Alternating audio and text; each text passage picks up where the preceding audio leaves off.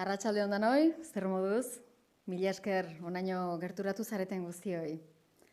Oso egun berezia eta hunkigarria da gaurkoa. Hainbeste estimatzen genuen Joxean Hartzeren figura omendu nahi dugulako. Pasaden urteko urtarrilaren 12an utzi gintuen euskal kulturaren erreferente izan den poeta eta musikariak.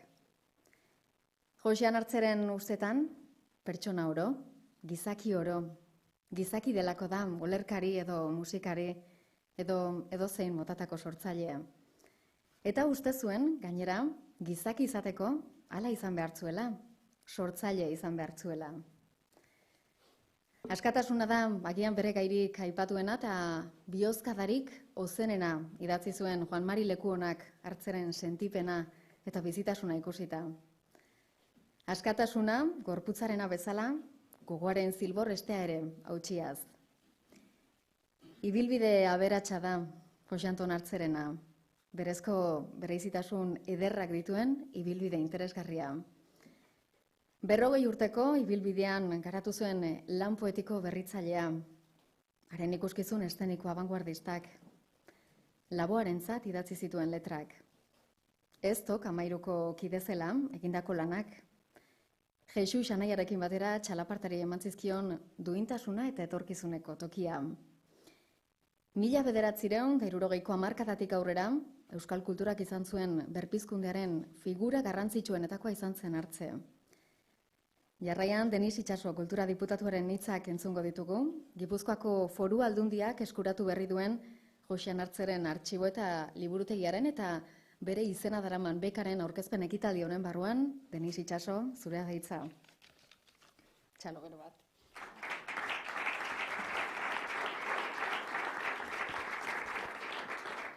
Arratsaldeon jaun Andreok, arratsaldeon Carmen, Alarguna eta baita alabari ere. Ez da erreza hitz gutxitan laburbiltzen nortzen Joxean Hartze eta zer esan nahi duen haren obrak guretzat. Gaur, hemen biltzen gara bera omentzeko eta aitortzeko sekulako ekarpena egin ziola letra jarriz idatzitako euskal kulturari. Sekulako kontribuzioa egin zuela, intimoki eta pertsonalki lot gaitezen geure sentimendurik zinezkoekin, gure identitatea determinatzen duen izatearen parte horrekin. Lo decía el otro día su vida Carmen, la intuición es como un rayo, pero llevarla al papel, al texto escrito, exige un gran esfuerzo. Nuestra intuición nos dice que el propósito permanente en la obra y el trabajo de Hartze era tocar el alma vasca, acercarse a su sensibilidad.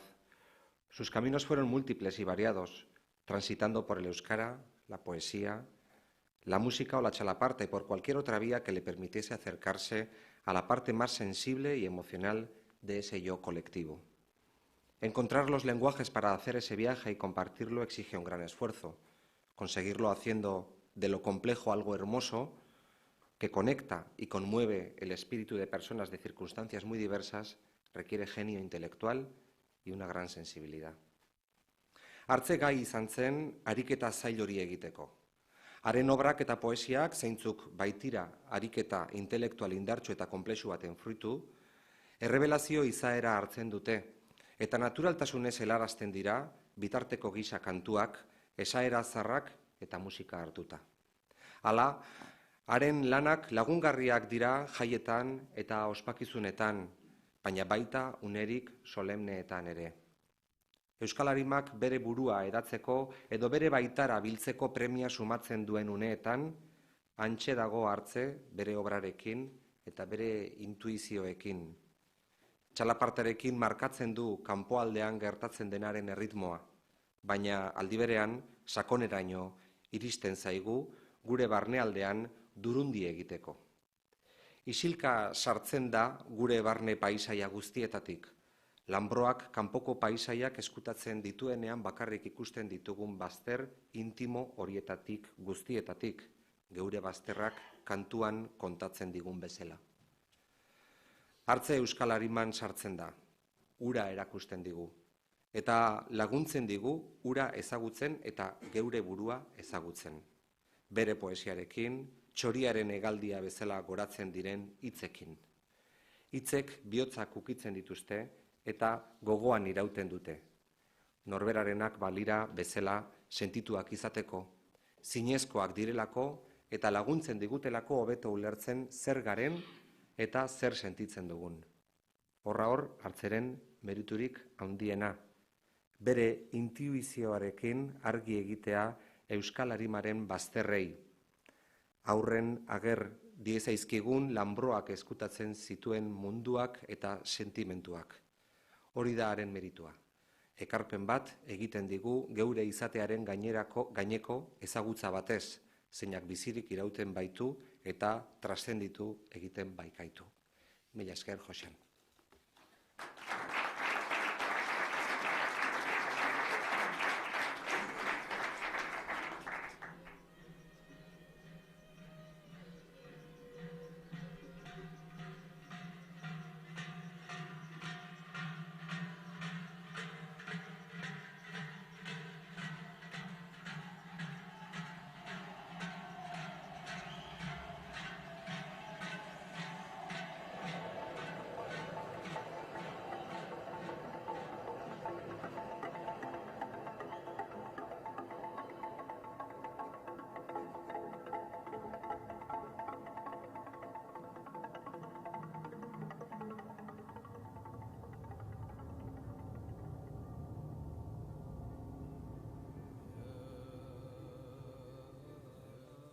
Gizon ondia da mundua, eta mundu txikia gizona.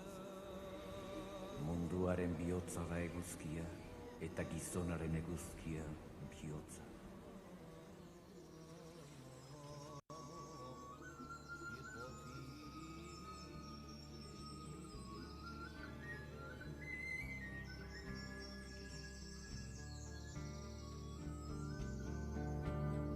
Maite ditut maite gure bazterrak lanbroak izkutatzen dizkidanean.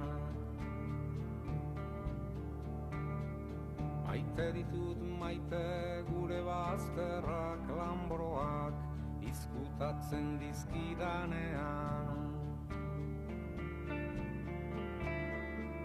Zer izkutatzen duen ez didanean ikusten uzten.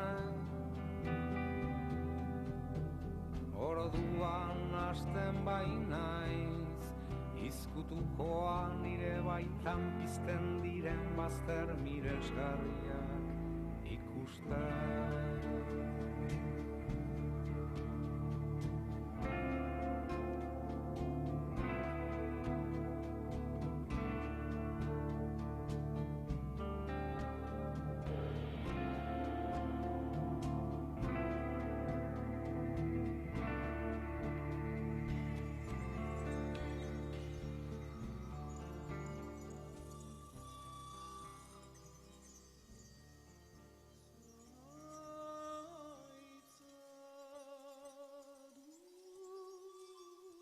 Zuhaitza duzu, osto denean batez ere.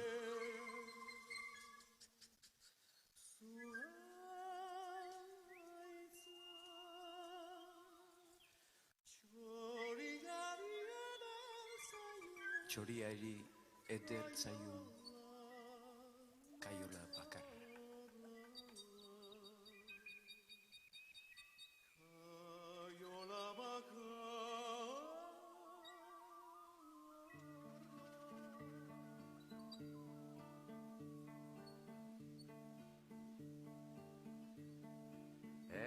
Euskiak urtzen du goian, gailurretako elurra, uarkada jauzten ibarrera, geldi gaitza den oldarra.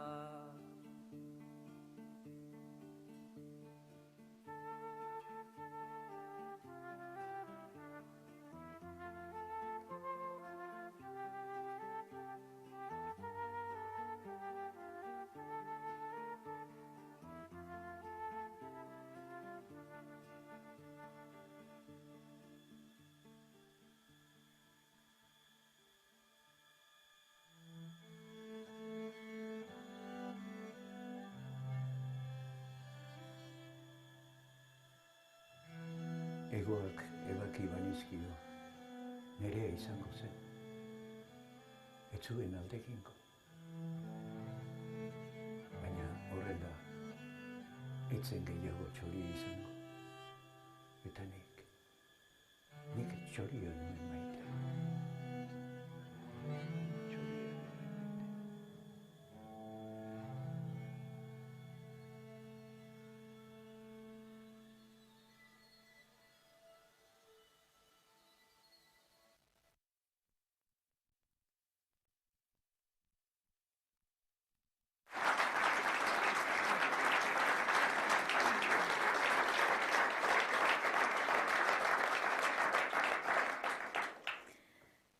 Jose Anton Artzeren poesian, bizitzako ekintzarik funtsezkoena da maitasuna.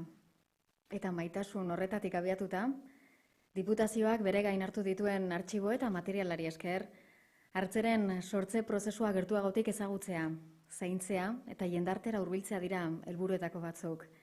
Mikel Laboa katedraren izenean, Pio Perezen hitzak entzungo ditugu jarraian, txalo bero bat.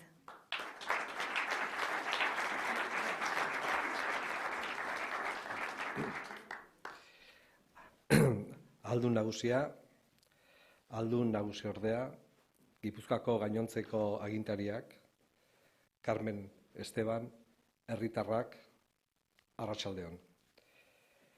2013an eratu zen Mikel Laboa Unibertsitateko katedra, Gipuzkoako Foru Aldundiaren eta Euskal Herriko Unibertsitatearen arteko hitzarmenaren bitartez. Lekua eta unea profitatuz eskerrak eman nahi dizkiot Gipuzkoako Foru Aldundiari. Katedra sortu zenetik, honako bi eginkizun izan ditugu jomugan.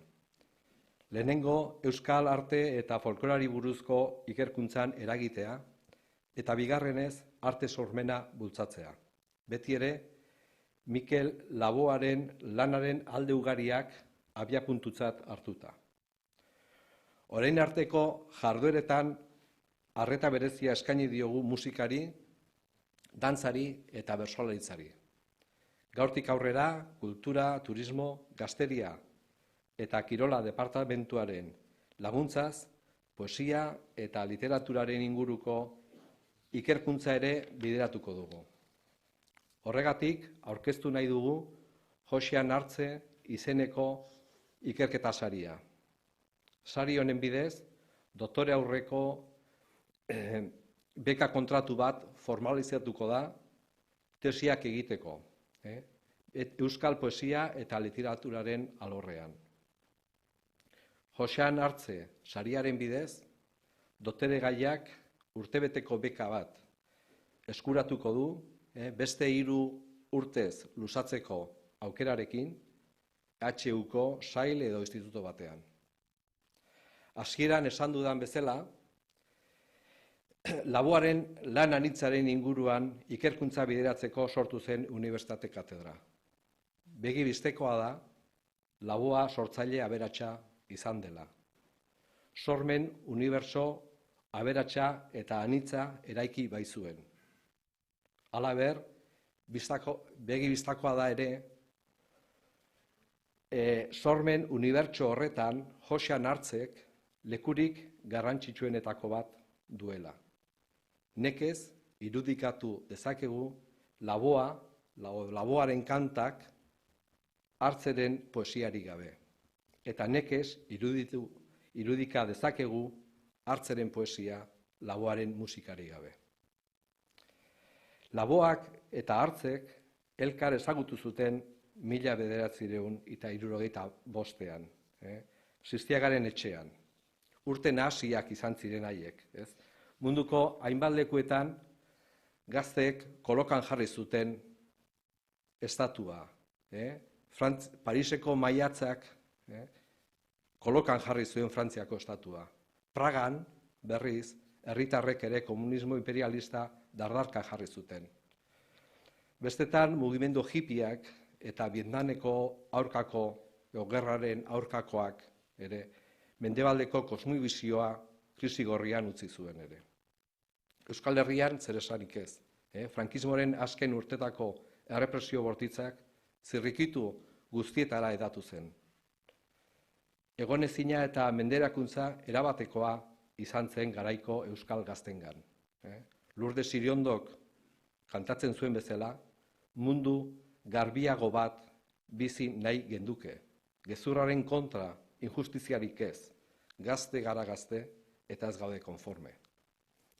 Gazte horiek, gazte zor horiek, Jose Azurmendik zioen bezala, euskal mundu zaharra hankaz gora jarri zuten. Garaiko politika, bizitzaren esanahia, etika, gizarte arazoa eta euskera irauli egin zuten. Atxagaren esaldia erabiliz, gazte horiek ardo berria sartu zuten zahagi zaharretan. Eta testinguru horretan, laboak eta hartzek zeregin garrantzitsua izan zuten. Besteak beste, ez do kamairu taldean edo gero ikibilikiklik egitasmoan. Egitasmo hori euskal kultura berritzea izan zen. Eta bi sortzaile horiek konturatu ziren haien lanak osagarriak zirela. Eta euskal kantagitzak behar zituela musika eta poesia garaikidea. Handik aurrera, nahiak, desioak, esperantzak eta asmoak partekatuz, ekin zioten elkarrekiko lanari. Ondorengoek haiengandik jaso dugun erentzia itzela da. Eta ez bakarrik arlo intelektual edo artistikotik ikusita. Azpimarritzekoa da, bi sortzaile horien alderdi gizatiarra. Horregatik, hemen, lurraldeko agintari goreren aurrean, sigur, ez dudala beste aukerarik izango, bi proposamen luzatu nahi dituzke. Humiltasunez. Lehenengoa, Gipuzkoaren etorkizuna eraikitzerakoan kontutan har ditzazuela laboak eta hartzek jarritako balioak. Besteak beste, adizkedetasuna, berrikuntza, ausardia, askatasuna, humiltasuna, euskararekiko leialtasuna, sormena, gusto estetikoa, eta bar, eta bar. Eta bigarrenez, balio horietatik tiraka, Gipuzkoaren etorkizuna eraikitzeko bidean, ereserkia behar badugu, kontutan har dezazuela txoriak txori kanta, eta bihur dezagula Gipuzkoako ereserkia. Mila esker.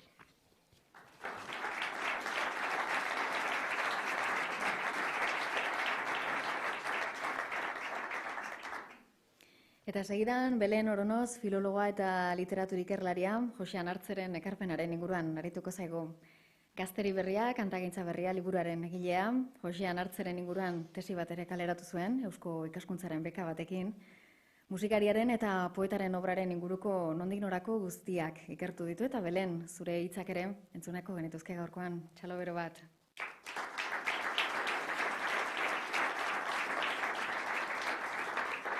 Bueno, hasteko arratsaldon guztioi, eta mila esker gonbidapenagatik niretzat ohore bat da hemen egotea. Bueno, Josean Hartze ikusi nuen lehenengo aldian 14 urte inguru izango nituen, ikastolarekin gizona handia da mundua eta mundu txikia gizona ikuskizuna ikusi genuen. Era bat txundituta geratu nintzen. Bozgorailuetako soinua, kotxak, musikak, argi jolasa, antzezpena, errezitaldia, gerora, amari, hortzia lorez, lurra izarrez, liburua erosteko eskatu nion. Hainbat olerki ulertzea zaila egiten bazitzan ere, hitz haietan bazen betirako harrapatu nagoen zerbait. Denboran aurrerago, unibertsitate ikasketa bukatu ondoren, ez do kamairuri buruzko lana egitea suertatu zitzaidan. Esan duen bezala, Eusko Ikaskuntzaren diru laguntza bati esker. Hori dela eta, azpimarratu nahi dut, nire ustez, Mikel Laboa katedraren bidez ikerketarako luzatzen diren diru laguntzak zein garrantzitsuak diren. Josean Hartze ezagutzeko aukera paregabea izan nuen orduan, eta bere lanaren atal bati buruzko tesia egitera eraman ninduen horrek. Argi dut poeta berezi eta paregabea izan zela Josean. Gaztetan Europan barrena mugimendu artistiko eta hizkuntza berriak ikasi eta gero, Euskal Herria eta Euskara hautatu zituen bizi eta lan egiteko. Orduan ezagutu genuen Hartzabal. Hartzabalen olerki konkretua. Fonetismo jolasak, poema objektuak, ispilueran idatzitako olerkiak, zenbakiz osatutako kodeak. Aire berriak holtzara ere eraman zituen, baga-bigaiga sentikaria, baztango mutildantzaz, zabaldu eta istea, edo ikimilikiliklik bidekidekariko aztikeria asko izkien proiekzioak. Dakigunez, beranduago, hausnarketa eta isilune luzea eta gero munduaren ikuskera berri batek inguratu zuen. Hartzut Goitizena aukeratu zuen. Zut baizegoen, jainkoari begira. Metafisika bideetan arketipoa eta simbolismoa lagun, aurkarian batzea edo oksimorona nagusitu zen bere poesian. Gauzak horrela, zein izan da Joxan Hartzeren ekarria euskal kulturara. Laburbiltzeko eta erantzunean ez galtzeko zenbait hitz aukeratzea erabaki dut. Konpromezua, frankismopeko egoera kultural zailean herria eta hizkuntzaren alde lan egiteko hautua egin zuen, eta joera konprometituari eutsi zion bizi izan zen artean. Nola maitatuko du inork euskara, geronek maitatzen ez badugu, esaten zuen. Konpromezuan talde izaera ezinbestekoa izan da. Kultura guztion ondare denez eta denon artean babestu behar dugunez. Disiplina aniztasuna. Lehen olerki liburuak diska txikia zekarren, baita olerki objektuak ere. Poetak ohikoa izan du liburuak kasete, LP edo CD-ekin argitaratzea. Beretzat poesia errezitatzea, irakurle entzularen gana iristeko erarik egokiena baitzen. Hitzei bizia emanaz, mendeetako euskal ahozko tradizioan gertatutako moduan. Abeslariak, musikariak, margolariak, eskultoreak izan ditu betidanik bidelagun. Disiplina anitzeko 11 ikuskizun sortu ditu. Oiana Hauenka datorkit burura, xori kantariak, xirulak, entzun zitezkeen eskulturak, kantuak, aizkolariak, eta nola ez, txalaparta. Txalaparta. Jesus Mari bihotzeko anaia lagun, galtzea zegon euskal instrumentua berreskuratu eta berarekin esperimentatu zuten. Aire modernua eta duintasuna eman nahian. Edo Kamairuren lehen aurkezpen ofizialean, Zumarragan, traje eta korbatarekin jo zuten. Txalaparta ez da soilik perkusioa. Antzineko kulturaekiko katebegia, natura da. Gure kultura primitiboaren simboloa. Zaldiaren lau azka du soinuan, eta basoko hainbat zuaitz olen zein makilen osaeran. Maitasuna. Betidanik erakutsi du irakurle edota ikuslarekiko begirunea, finean maitasuna. Eta sasi guztien gainetik liburu bikiko sarreran. Zure eta neurearen arteko bidea, erdiraino ibiltzen saiatuko naiz. Ezin ninteke aurrerago joan, zureari dioten begiruneak ez dit gehiagorako uzten. Bide bazterrean I eta Ni kantari urrengo liburuan, irakurleak berak azaleratu behar zitun zenbaki niminoen azpian gordetzen ziren olerkiak, hauek elkarrekin batuaz. Era horretan, bakoitzak osatuko luke bere liburua. Argitaratutako azken 2 liburuetan berriz, irakurleak horri aldeak moztu eta bereizi behar ditu. Poemak begiztatu deskubritu ahal izateko. Bere azken etapaz ari naizela, poetaren eginkizuna ikusezina ikustaraztea dela argitzen zuen. Arrazoitik haratago dagoena ezagutaraztea. Egungo gizarteak sortzen zizkion kezken inguruko hausnarketa sakona ageri dute azken poemek. Gogoeta metafisikoekin batera. Eta deigarria da zenbat olerki eman zitun eskuz idatzita. Irakurlaren gana hurbiltzeko borondatez.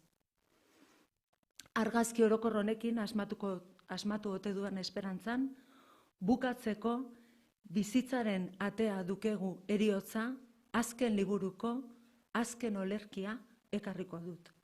Maitasunetik azken agurra.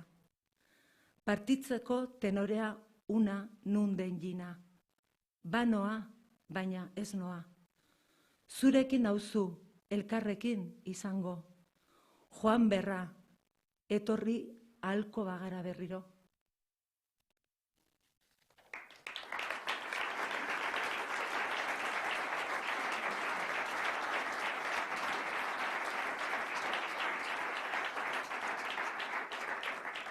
Emozioz beteriko ekitaldi honetan, Belen Oronozen ondotik, Markel Olano Gipuzkoako aldun nagusiaren hitzak entzungo ditugu.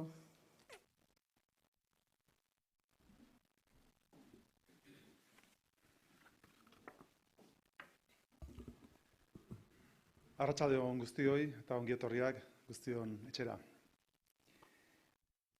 Oraintxe ari gera, ospatzen edo, ez dakit, ospatzeko kontua dan urtebete, Josean Artze joan zitzaigula, eta familiarentzako galera handia izan balin bazan ere, gu guztiontzako, Gipuzkoar guztiontzako eta Euskal guztiontzako galera handia izan zen, eta besteak beste nik uste dut gaurko ekitaldiak ere galera horri erantzun bat eman nahi diola. Erantzun bat positiboa eta alegia errekorridua emango diguna etorkizunari begira.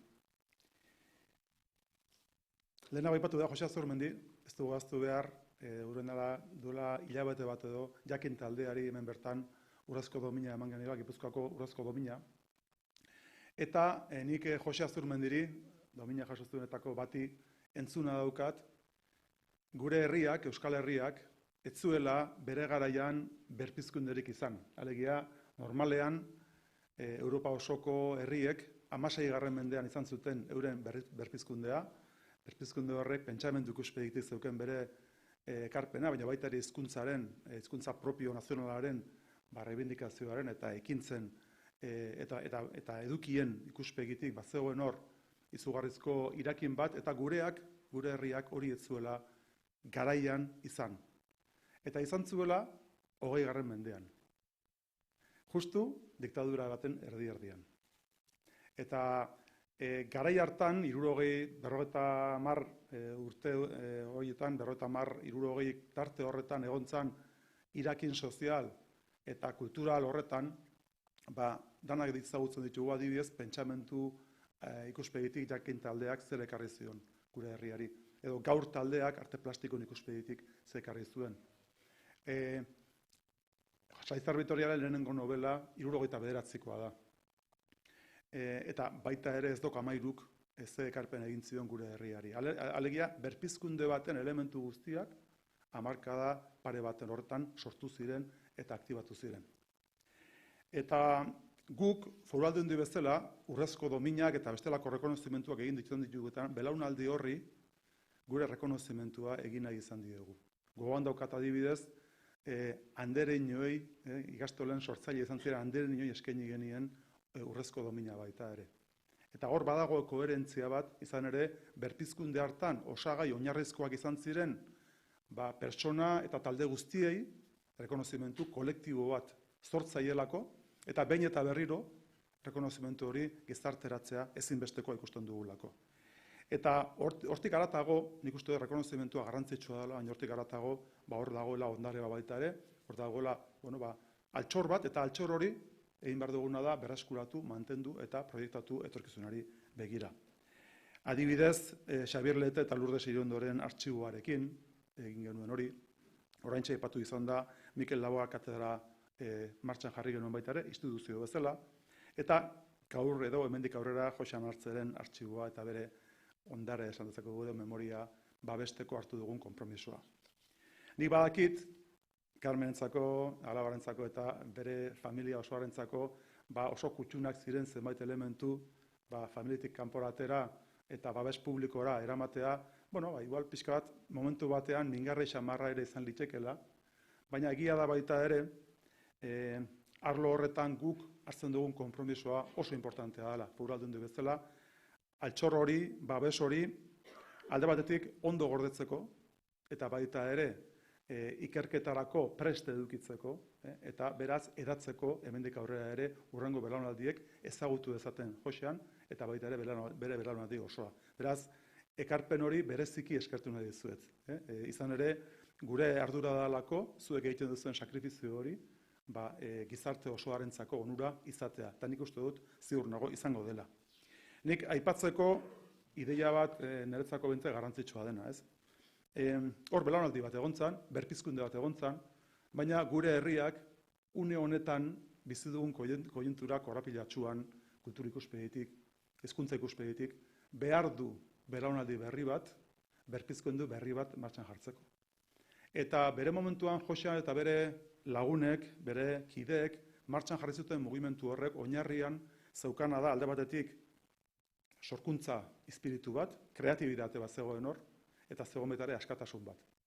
Sortzaile onak ziren, berritzailea ziren, aintzindaria ziren, eta mundu guztian mugitzen ari ziren mugimendu kultural, musikalak eta bestelakoak ezagututa herrian bertan euren digestio propioa dintzuten. Eta guk egin beharra daukagu gauza bera sortzaile belaunaldi berri baten eskutik. Horregatik da horren importantea altxor hori belaunaldi berrietara edatzea. Eurek ere, modu librean, modu kreatzailean, euren ekarpena egin dizuten kate begi berri batekin gure herri honi. Eta beraz, berriro ere, hartze familiari egin duten ekarpenarengatik eskerrik asko, eta adierazi gure konpromisoa. Guk gure ekarpena egingo diogu baita ere, gizarte honi, benetan aurrera egin dezagun herri bezala, kultura bezala eta hizkuntza bezala. Eskerrik asko.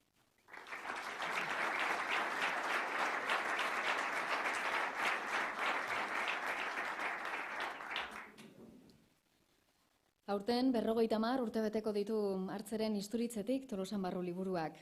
Hitza eta musika eta hitza ederki uztartzen zituen hartzek, eta gaurko ekitaldia, zertxobait gehiago osatzeko, musikari merezi duen tartea egingo diogu orain, musikari eta hitzari noski. Gure artean orain, Andoni Salamero poeta eta Michel Duko eta Caroline Phillips musikariak.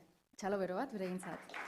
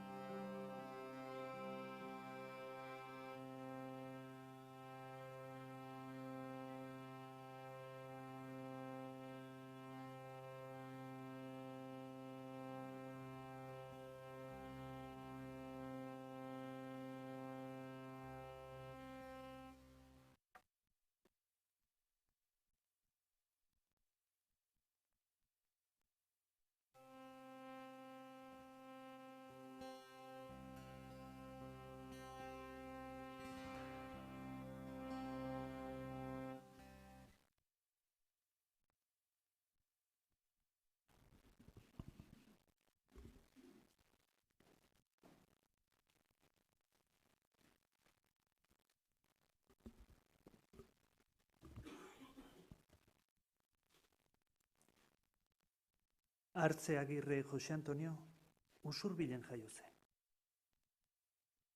Aita Beterrikoa zuen, eta Beterrin azken muturrekoa, Usurbilgoa.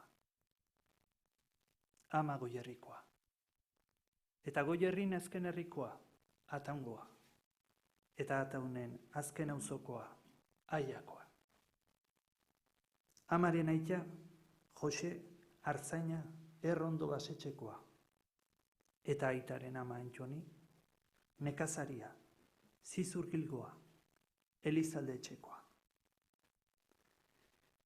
Eskandinavian aurkitu zuen zein zen bere herria, Ingalaterran zein bere hizkuntza, eta Euskal Herrian etxea. Etxean, bere gela, eta gelan, galdutako hildoa.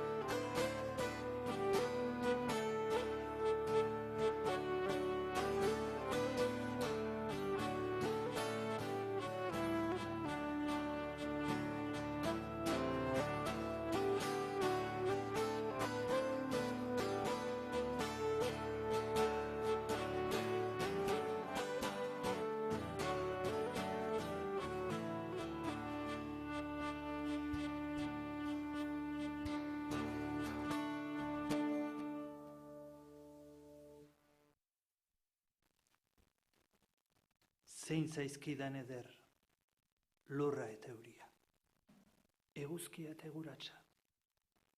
Are ederrago zaitalere, hauek hasi duten, zuhaitza. Zein zaizkidan eder zuhaitzak, zein eder aritz, aitz eta arkaitzak. Are ederrago zait ordea, hauekin jaso den etxea. Zein zaidan eder etxea, are ederrago ordea, barruan bizi den gizakumea. Zein zaidan eder gizakumea, arra nahi semea, are maiteago alere, honek duen ametsa. Eder zaizkit ametsak, eder sua eta ura, haizea eta lurra. Haietaz oratuak baitira hauek. Eta eder, ederretan eder, lauek aion erdian errotuz. Amets guztien gainetik gora eta gora, loratzen den. Bihotza.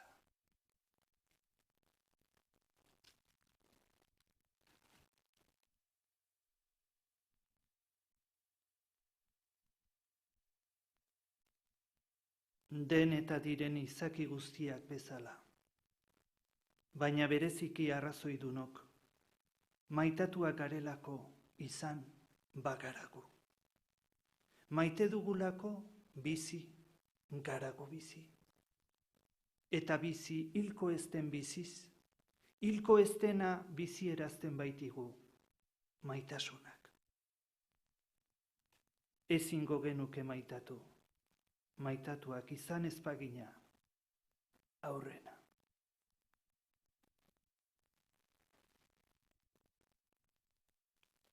Ez errestarien antzo errestan, ez eta lauankakoen antzo lauankan, zutik ibiltzeko jarri zuten gizakumea lurraren gainean. Zutik xoriaren gisa, zuaitzen gisa. Eta xorien antzera egan egiteko aidean, xoriek ego ez bezala, xoriek ez bezala, egorik gabe egiteko, egan. Eta arranoak baino gorago, eta arrainak baino sakonago, lurretik igitu gabe, lurrari erroz zerroturik, hortziari adarrez eutsiz. Itxas lehorren artean zubi, zeru lurren artean zurubi. Zubi eta zurubi izateko.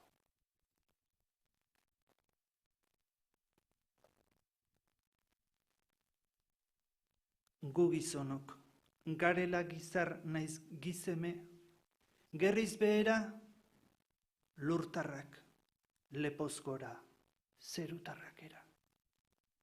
Eta bularrez barru, barruenean, are zerua baino haragokoak, eta are lurra baino onagokoak batera. Badiagu beraz, badinagu zerreginik, zeregin bikainetan bikainik, garenak izango bakara.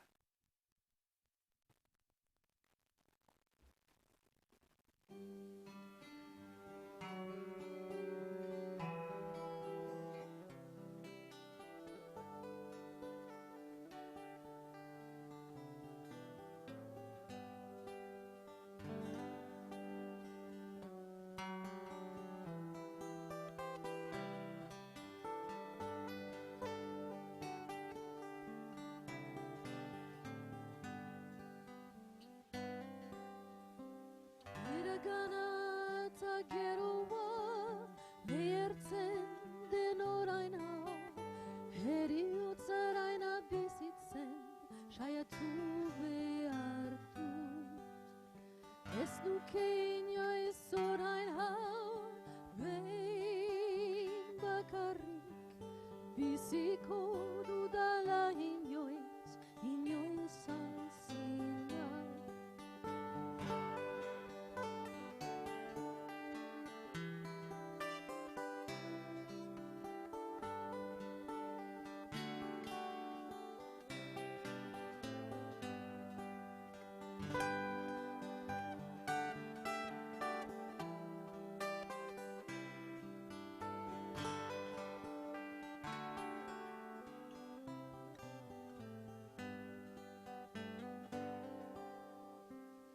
Heriotza belar ondoan, dantzudalari, biziko dut une hau, nire une hau.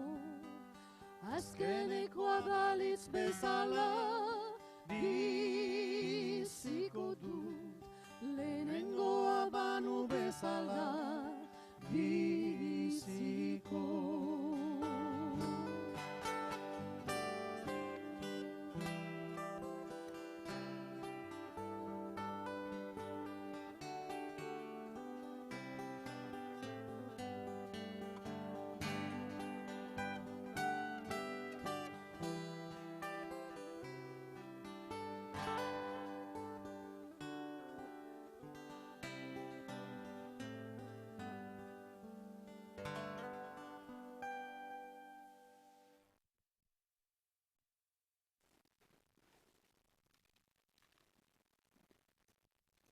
Izan, ez da den inor, ez ezer, maitatua ez denik. Maitatua ez bazen, ez baitzen izanen. Maitatua garelako izan bakarago, maite dugulako bizi, gara gu bizi.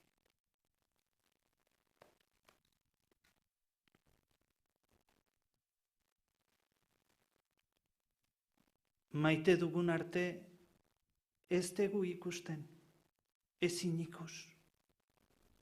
Ikus ez daitekena. Azken gabeki. Maite gaituena. Maite gaituena.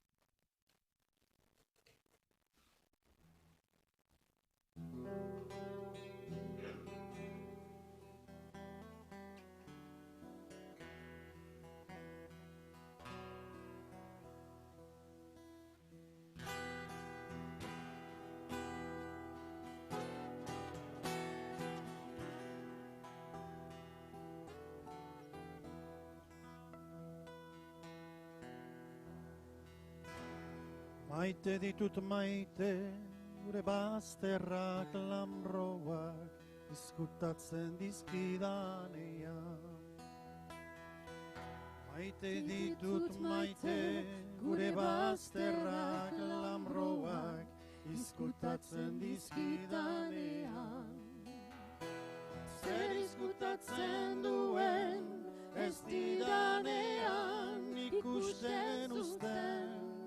Orduan, hasten banaiz izkutukoa, nere baitan pizten diren bazter miresgarriak ikusten.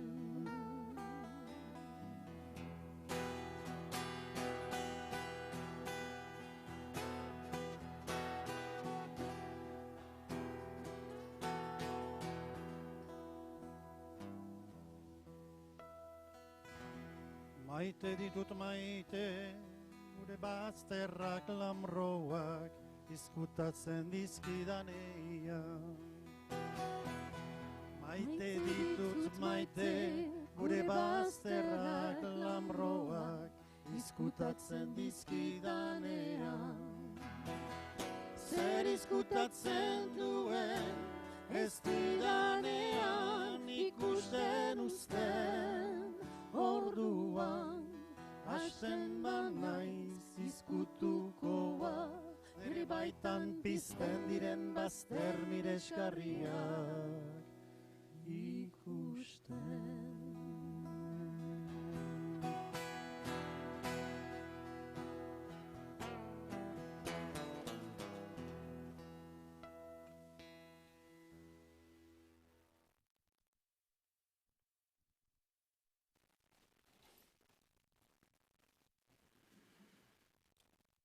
Horren hurbildugun lurra baino, hurbilago diagoan hitzez, buru gainean izarrez goiti, horren urrun baino urrunago zaigun zerua.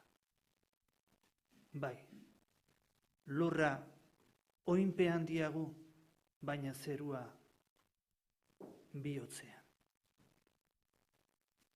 Ez gaituk, ez gaitun lurtarrutsak, nonbait.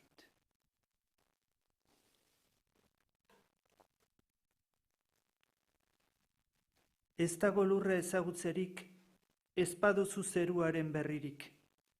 Ez zerua ezagutzerik, lurra ezagutu gabe aurretik. Lurraren arima baita zerua, zerua gertarazten duen gorputza lurra. Oinpean, horren hurbildugun lurra ezagutzen ez badegu, nola buru gainean horren urrun dagoen zerua ezagutu ahal. Bihotz xokoan horren hurbil baino hurbilago duguna ezagutu gabe. Nola ezagutu urrungo urrunean den ezagute zinura? Nola? Nola? Nola?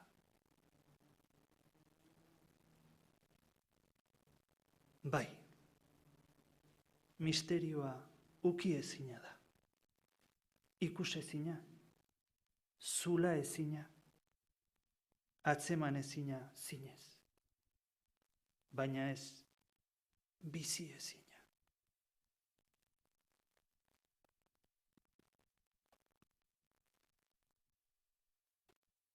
Maite gaituen atxa ere, neurri gabeki maite omen gaituna, isilitagoela beti, horren beste maite eta ez digula hitz egiten esan ohi dugu sarritan kexurik. Hala da. Eta ez da hala. Bai, isilitako beti, baina ez dago inoiz isilik. Hitz egiten digu. Beste hitzez. Isiltasunez.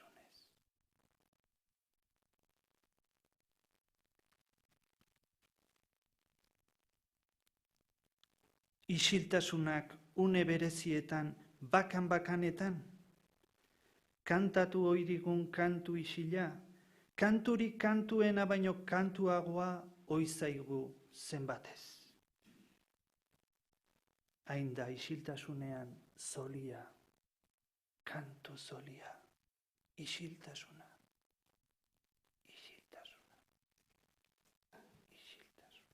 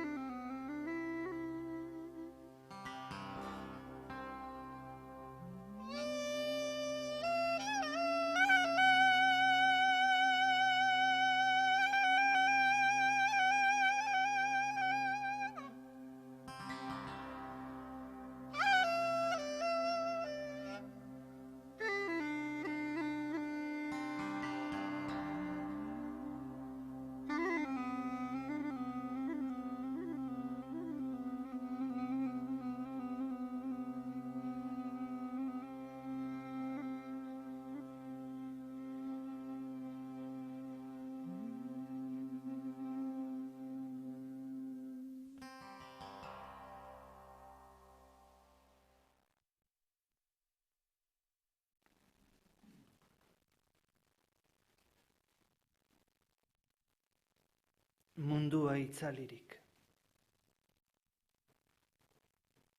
Ene gorputza ere bai. Loak, begiak ertsirik. Gauak guztia du itzali. Gauean, ilunda denean. Maitaleen bihotzean soilik.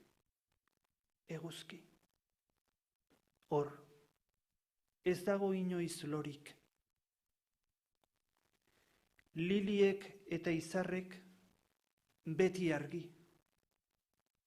Izarrek, egunez ere hor lilietan.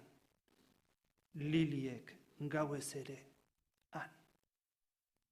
Izarretan.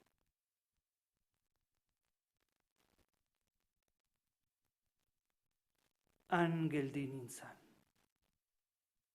Nitaz asto nintzan. Burua makurtuz haren galtzarrean. Oro, geldi zegon, geldi. Han nere kezka egotzi nendun.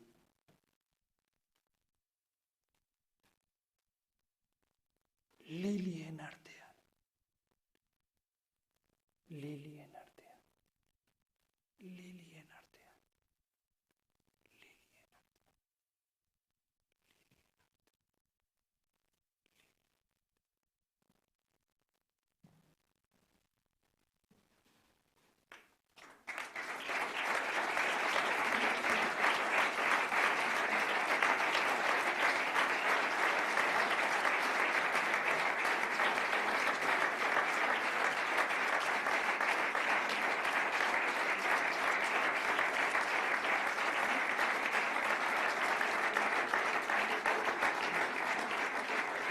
Komentatu nahi nuen,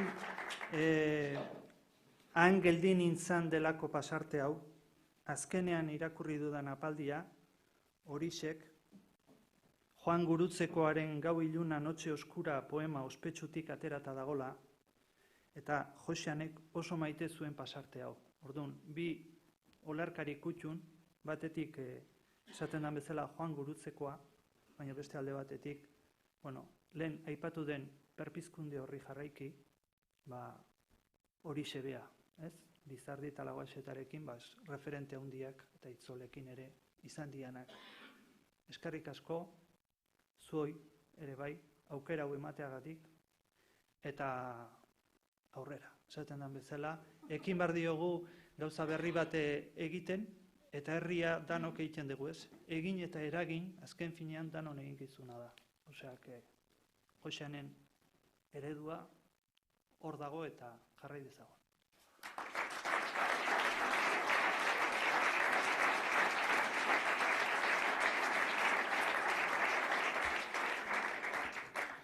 Mila esker, Andoni Salamero, Michel Duko eta Caroline Phillips artistei baita gaurkoan, Joxean Artzeren omenaldi ekitaldi honetan parte hartu duzuen gainontzeko guztiei ere. Carmen Alargunari, Alabari, Belen, Pio, mila esker, gainontzeko guztiei ere. Joxean Artzeren antzera, poesiaren iturri zaharretik urberria edaten jarraituko dugu guk ere. Beti berria den ura, betiko iturri zaharretatik. Emozioak eta sentimenduak oraindik pilpilean izango ditugunez, horiek denak eta baretze aldera, segidan koktel batera. Gonbidatu nahi zaituztegu, partaide eta ikusle danoi. Mila esker eta beste bat arte, ondo izan. Aio.